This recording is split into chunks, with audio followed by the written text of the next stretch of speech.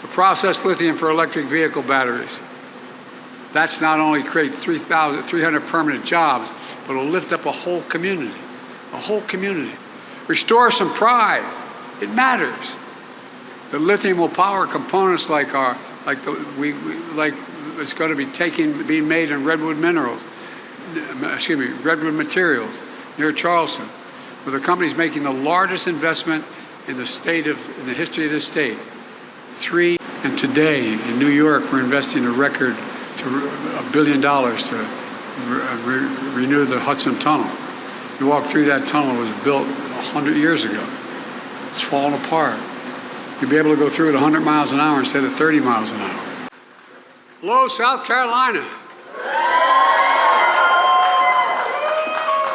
Thank you, Nikki. If you wonder what I'm kicking here, I'm kicking this stand in. But it's not working. How about that? All right. Maybe I stand on it and I'll be 6'4". By the way, if you have seats, sit down. I'm sorry. I once said, everybody take a seat, and there were no seats. I said, Biden's so stupid he didn't know there were no seats. Anyway, all a direct result of the so-called Inflation Reduction Act we wrote and passed. Well, that's the legislation that passed where so much money is coming in to make all this happen. And by the way, parenthetically, you're going to hear about the deficit. I cut the deficit $1.7 trillion in 2 years. Nobody's ever done that. Cut the debt 1.7. Every Republican member of the Congress voted against the Inflation Reduction Act. Everyone. Every Republican member of the House in this state voted to repeal the clean energy provisions of the Inflation Reduction Act. That attracted all these jobs. You know, and then after that effort failed, the Republican Study Committee, which includes over 3/4 of the House Republicans, just released a plan to go at trying to repeal it all again.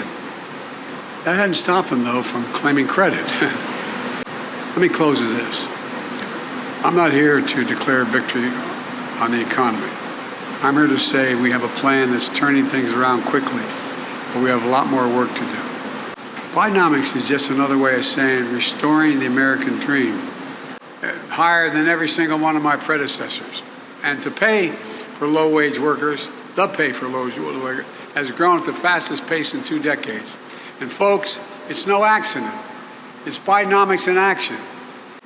Before the pandemic, supply chains weren't something most Americans thought about. If I said to you 6 years ago, we're worried about a supply chain, you look at me like, huh? Well, I would have looked at you the same way. But today, after delays in parts and products, from the Wall Street Journal, the Financial Times called the program Bidenomics. I'm not sure they meant it as a compliment at the time. Our plan is working.